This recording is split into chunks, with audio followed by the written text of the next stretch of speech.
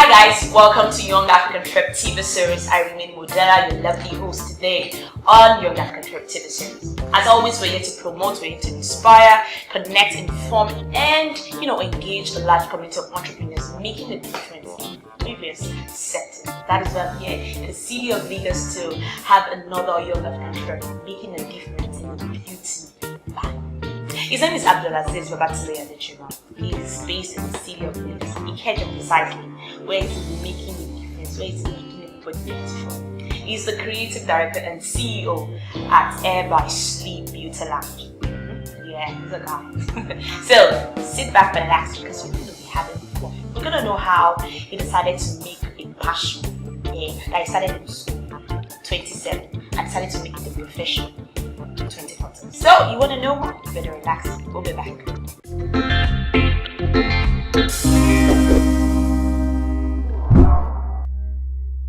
Trip Africa.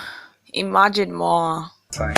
Okay, now what's up? Let's get to it. I know I've said a couple of things about you, but I feel you have To say, yeah. So let's get to it. Okay, my name is Abdulaziz Babatile. I'm the CEO and creative director of Hair by Sing. I'm a graduate of sociology from Malawi University. I've been doing hairstyling since 2007, but I think it was more of a child's play when I started. Then 2014, I graduated in 2012 actually, so 2014, I decided to make it official, and since then, it's been amazing, I must say. It's been amazing. Life is not a bed of roses, but we stay thankful regardless of whatever it's been. I love that. So how did it begin for you? I know you said 2007 and all that, so how did it begin? Really, those girls come to you. How was the customer experience between you both? I don't want to start from 2007. I'll start from when I was a child. Initially, I wanted to become a fashion designer, but I could remember back in the days that there were lots of shops close to my father's house then, and I was always going to their bin to pick up pieces. Then I have a scissors on the house then that I used to cut those pieces into different styles, into monostrap like what you're putting on. Then I have my needle and thread that I tack it with. My cousins came on holiday. They spent about, I think, 3 months or so in my house. So she came with a Barbie doll then. So when she was leaving, I was already in love with the Barbie doll then. So I was like, are you sure you want to go with this doll? She said, yes, I have to. I said, okay, no wahala. So a day to the day they were supposed to leave, I stole the doll from her. I didn't let her realize. So when she left, I brought it out. So then I had this little cupboard in my room then. So I was going back to that tailor shop anytime they closed. I'll pick up pieces. Then I realized, like after a week, that there was a new stylist around. I think I'll call them hairdressers, okay? There was a new hairdresser very close to the fashion designer store then. I was picking up attachments from them as well. So I'll make dress for my Barbie doll. Then at the same time, I'll make her hair. So I think it started more like a passion for me. So when I gained admission into Olabi University, so down the road there was this lady. She was also a student then in Toronto. So I told her that if she could help me, she could allow me come learn with her. So well, fortunately for me, my very first day that I went to her store, they had lots of clients. I think it was February 14th, was the Valentine's Day, or probably February 13th. She had lots of girls around her wanting to make their hair, and she had less than 5 people to attend to about 20 people, and I'm like, I think I can do something. Then I picked up the attachment to braid the hair for one of the girls. Was it after you learned a little? It was my first day at work actually. Okay. Yes, it was my first day at work. So I picked up an attachment to braid all back for the lady. That okay, fine. When she's done, she would fix. I noticed she was still busy. Then I told her, let me have your needle. Let me start up. Then you finish up. So I did it halfway, and she finished up. So she was like, no, you're not here to learn. You're here to work. So that was how the whole story started. And it's been fun since then. I love that. That's really amazing because I don't understand. You don't have experience. It was just the Barbie doll experience you had. And now you grew up into making of real human. It's really amazing. Okay. Thank you. I know you had passion, fashion and all that. But what really inspired you into? Because you studied sociology. Yeah. I really want to know what really inspired you to start up story. Okay. As an African child, I think the story has changed for now. A little bit for now. But back in the days, like way back 2007, 2006, 2004, when you tell your parents that this is what you want to go into, they'll be like, why? Why would you do this? And my father happens to be a retired principal. He is a very disciplined man. So the very first day he heard about it, he was like, why would you do that? Like, why do you have to do that? So I got discouraged. Even my classmates would be like, it makes hell. I always feel embarrassed. Like, they were seeing me as the unserious type then in class. So I got discouraged, so I had to just quit for a while. I wasn't doing it. Even the lady was always calling me, what's up now? I haven't seen you. You need to come. Because she was already in love with me. Like, who does this on the very first day at work? So one day, I was watching a TV program. They did an interview on TV. And they interviewed Bobby A.K. John of Bobby Signatures. So I saw Bobby's interview, and the host of the show was asking him what inspired him to style Agbani Darego when she won Miss World. And I'm like, oh really? So this guy styled Agbani Darego. So after Bobby's own, they brought the same day they brought Frank Oshodi. It was Frank Oshodi, a guy again that made Agbani's dress that she wore to win Miss World. And I'm like, oh really? Ain't nobody stopping me. So the next day I called her and said, I'm done with whatever I'm doing. I need to resume back at work.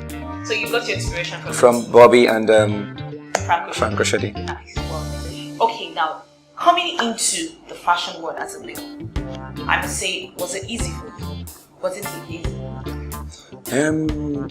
I would say it was easy, and I would say it wasn't easy too.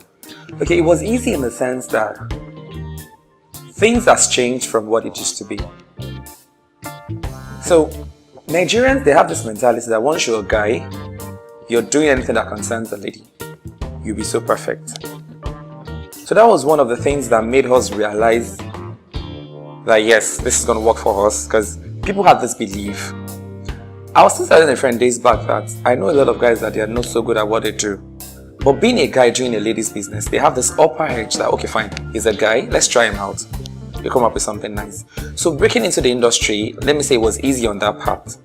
So on the other hand, the reason why I said it wasn't easy was because whatever you're doing, if you have people around you that are not encouraging you, trust me, you won't get it right. Because you don't have that high morale to get it right. Because it's not like you can't get it right, but these people are not encouraging. They feel like what you're doing is just a total waste of time. I get that all the time. Yes, but truth be told, my mom has been my #1 fan from day one. She's been amazing. Whatever I tell her, she'll tell me, don't worry, just do it. Thank you. Just do it. And so far, it's been amazing. Wow. Okay, now let's talk about challenges. Because you started off as a male, you started off all alone. I don't know if you had investors coming, or if you had partners financially in all forms. So let's talk about the quick challenge you had back in those days before we come to the challenges you're facing right now. Okay. Let's talk about some challenges. Okay. Back in the days when we started, okay, I must say all thanks to Instagram. All thanks to Instagram, because when we started it was just a few of us, and all thanks to wedding blogs too, because you know right now the wedding industry is like the insane in Nigeria now. Everybody wants to be seen, everybody has an event to promote and all of that. So when we started, we're a lot of us then, but like the major guys were me, myself and Toby. So it was always me and Toby every weekend. Bloggers, when they see a particular bride that has a lovely dress, a nice makeup on, when everything is all put together, they repost those pictures. So when they repost, they tag us, and from those tags we get new clients. So they made me realize that even without you having a store, having a salon, you could make a living. So with the calls and all the likes, then they get to call us. So instead of them coming to the salon to install the hair while we go to them to style the next day, we'd rather go to them. We install the hair a day before, then go again the next day to style the hair, which was what we were doing back and forth then till we were able to raise money to own a space. Beautiful. Okay, we'll take a quick break now. When we come back, we're going to ask him about the target market. Who exactly does one expect to walk you through his office door every day? We'll be back.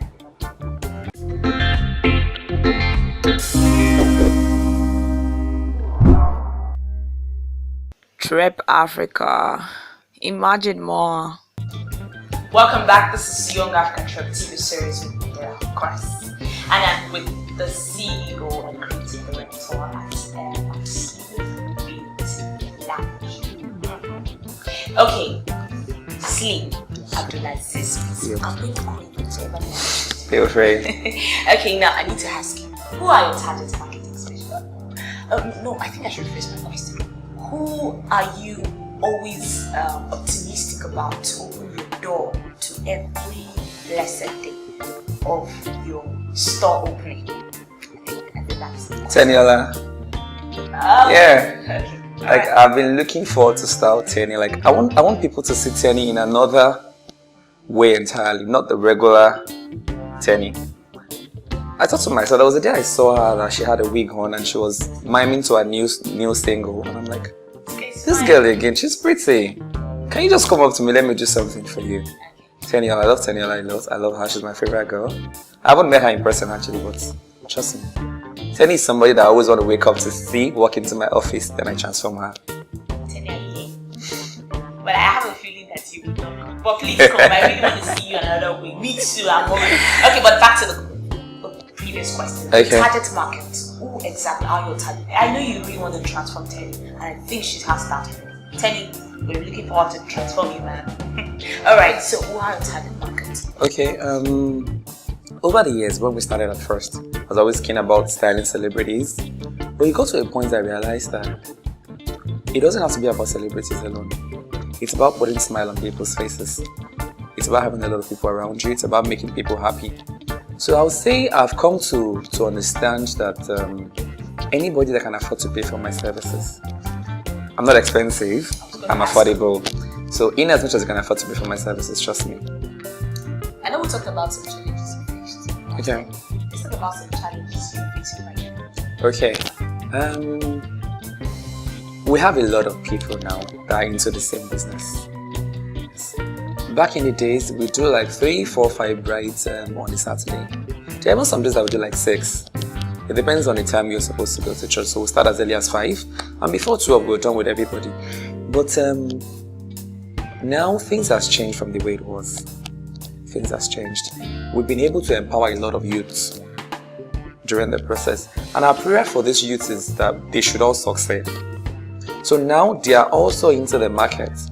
So the cases of we having like 4 or 5 brides has changed, has reduced to like having 1 or 2, because they are also in the market and they need to feed on people. Of course. So instead of we doing like 4 or 5, we share.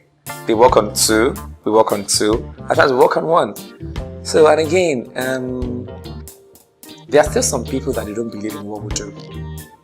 Yes, you see some moms when they call in to book for their kids that okay, I want you to style my daughter's hair, and you tell them the price. Especially Yoruba moms, they'll be like, "Funkini, kilo nse." Like, do you understand? Things like that, they discouraged us. They discouraged us while coming up, and they're still discouraging us now because.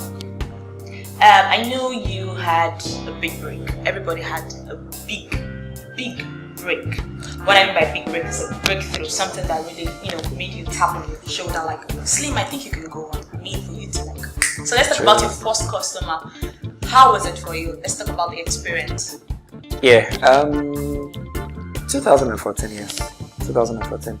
I think that was when the whole Air by Slim thing came up. Okay, I had a bride. She was a natural hair kind. And then, so many people do not really believe in you styling natural hair. Even when she called me, she was like, okay, fine.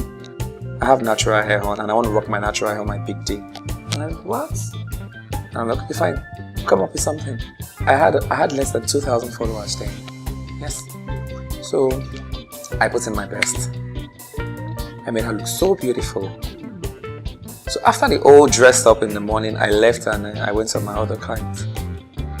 Something just told me to check on my phone, and the next minute I started seeing people calling and sending messages like, oh, good afternoon, how much do you charge? I'm like, where is this coming from? I checked Instagram, then I saw that like our pictures were everywhere on wedding vlogs, and I'm like, oh really, is this how it works? I didn't know what was going to happen so soon. Yeah, her name is Hella. She's a fashion blogger. Hella was one of the major blow that I had in the industry. Thank you. And after Ella, like so many. I did the Saraki's. Wow. Yeah, I did Tosin Saraki's wedding hair when she got married. I still style for 1 or 2 people, like a lot of people at the moment, likes of Sekinat Legushi, the queen of Ikate land. I have lots of celebrities that I work on. I have lots of socialites that I work on. Amazing. And what I'm doing is amazing is before we came to you today, we actually played up that we're coming to meet you and we had 2 questions that came in. One of them is, please ask Slim if he was to start over, what would be the most important tool? Specific set down question. Resource, app, or strategy that he would have to have. I think I'll just place a robot here. Okay. Yes, I'll place a robot here. I think I agree with that. Then I'll tell the robot, okay, I want her to have a full fringe on.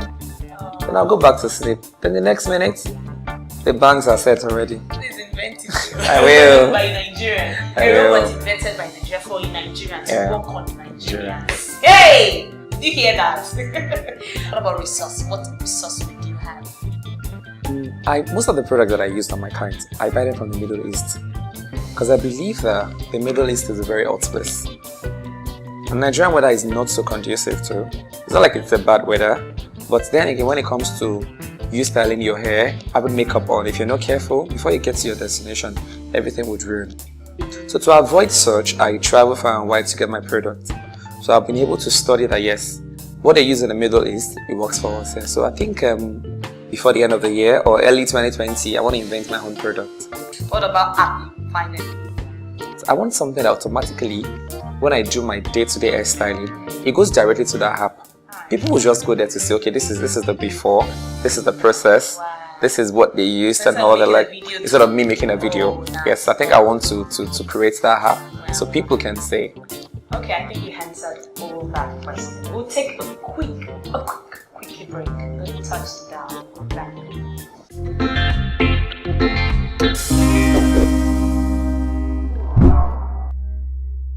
Trip Africa. Imagine more. Welcome back. This is still Young African Trip TV series, and I'm still with Abdulaziz Babatu. Better know this. Okay, now let's talk about your company's approach to training and development. Does your company really understand that you have actually acquired skills? You need to pass your skills on to someone. You need to help someone become better. So let's talk about the approach of training and development. Okay, people that are coming to us to learn now, some are just here to learn because they want to make money off it. And some are here to learn because they have passion for it. If you're here to learn because you want to make money off it, trust me, you won't make money. You won't. Best thing you do is what? Just get something, start selling so you could make money off that thing. Because if you don't have passion for what you do, it's not going to be comfortable for you. Because if you have passion, you consider your clients, you consider their satisfaction. If a client is not satisfied with your services, she won't call you again. So you need to consider that yes, passion works for everything you're doing. So over the years, I've been able to empower a lot of youths. Yes. At the moment, we have about 13 students that we're training. And they are not just Nigerians. We have people from Togo, from African countries. And I have some Africans in London and other states that they come down for brush-up classes. They come for 2 weeks, they come for a few days. We train them and they're doing very, very well. Alright, so someone has asked, remember I said 2 people asked a question each. Yeah. I already read the first one. The second one says, please help us ask handsome Slim. Tell us about his future expectations. Why does he expect to keep growing, being a successful entrepreneur and the founder of a beauty company? Okay. I noticed that we youths, we have a problem, which is being stagnant. I have some students that I've trained them in the past. Aside creativity, if you learn something now, I believe it should last you for just a year. After a year, you should go to another person to learn more. If you think that, okay, going back to that person won't favor you, go somewhere else to learn more. I am still learning. I have people that I look up to. So, for you to grow in a particular business that you do, you need to learn more. Learn more from people. Be a better version of yourself. Learn to use new products. Learn what the products are used for. So by doing that, whatever you do would improve from the way it was being done by you. And people out there that are looking at you, they know, okay, fine, this was the way I was doing this before. He has upgraded to doing it another way. Once they see that you have changes in whatever you do, they keep coming back to get a new version of you. I enjoy teaching people because the more I teach, the better I become. There's some things, even when I'm teaching you, I tend to, there's some things I actually didn't realize before teaching. But during the process of me teaching you, I learn more. So I enjoy teaching. And me teaching, we extend, we grow. We have a lot of people talk about us. Okay, fine. It was so person that trained me. It was Slim that trained. Oh, really? Slim trained you? It's a thing of joy for me to listen to people tell me that, oh, remember this person, it was you that trained him. Remember me, I trained under you and all of that. So by doing all of that, you tend to grow. Okay, what about your future expectations? Oh, like, the future feels like it's here already. Trust me, it feels like it's here already. But I'm just looking for a better future. I'm praying to God because it's been my strength. I'm praying to Him to just give me that strength to be able to move on and just make do whatever the future holds. Amen. And amen. Okay, so please tell us what's so great about your company's services that makes you believe we'll keep bringing in customers. This is the type of boost. Boosting attitudes. Okay. Triggers. Okay. I read books a lot. Books about entrepreneurs on how to move on how to keep clients. So one of the books that I read, it made me realize that different people with different character. So knowing who you're dealing with matters a whole lot. Yes. There are some clients that they love being pampered. When they come to you, pamper them. And there's some people that, okay, when they come to you, they'll be like, this is what I want. I have a picture of what I want. This is how I want the front to look like. This is how I want the back to look like. You're paying for the services you're rendering to them. You're also rendering your services to them as well. But that doesn't permit you to be nasty about it to them. So whatever they want, understand that this is who she is. She's a finicky person that wants a thing done exactly how she wants it to be done. Please understand that person. So I think I've been able to understand ladies, so to say. So, and it's been working for me since then. Now we have a session where we call Are You Ready session. Now this session is for us to give you as an opportunity to know if you're actually, a little bit, conversative, familiar with the ethics of fashion. I hope you are ready. I'm not. You're not? Alright, let's ask you whether you're ready or not. We want to know because we know you are a little bit, vibrant and all. Are you ready? Maybe. Okay. Who is the first designer in the world? That's so hard. How am I supposed to know? Do you even know who the person is? Why not? Probably someone sent the answer to you. What? You mean that I'm asking questions? Forget if I know it or not. Someone sent it to you. Please, do you know or not? Yes or no? No. I'll ask you again. Another one. Who is the best fashion designer in Africa? Africa. Okay, there's this guy in South Africa that I know, David Taylor. You got that. Oh, really? Fine, you deserve that. Well done. I love David. You didn't get. Okay, for the purpose of everybody, the first designer in the world is an Englishman living in Paris. His name is Charles Frederick Ward, and he nice. 1825 to 1905. He's really seen as the first designer in the modern sense. Now I know. Now go and do. Now I know. Thank you so much. Thank you You're so much. welcome. Finally, before you go, I need you to, share some advice, a piece of advice for those people looking up to you as a mentor. Please, your advice. So I tell my students, I tell them, do it with passion or not at all. If you don't have passion for it, don't do it. Thank you so much, Abdulaziz. Thank you for having me as well. It was fun talking to you all. Thank through. you. It was so beautiful talking to a guy who has found his passion in making things. So Thank you so much. Thank you for having me too. I appreciate it. Thank you for having me. Alright guys, I think that's a wrap on today's show. You're with me, yeah? I had us all time too. I know you had us all time. Thank you so much for staying tuned on today's show. Before I go today, I need to say a very big thank you to two wonderful people who have actually partnered into the show. First to my stylist, thank you Wale Clothings, and also to my makeup artist, AK Beauty Lounge or Beauty World as the word says. Thank you so much guys, you guys make me want to put more into my show. Thank you so much. Now, for those of you who are wondering when do I get to watch the rest of this conversation, don't forget to first on our social media at Trep Africa, on all our social media, YouTube, Instagram, Facebook at Trep Africa. Thank you guys. I remain your darling host, your young and beautiful God. But then I'll see you next time. Until then,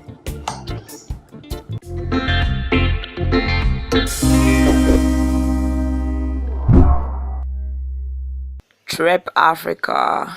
Imagine more.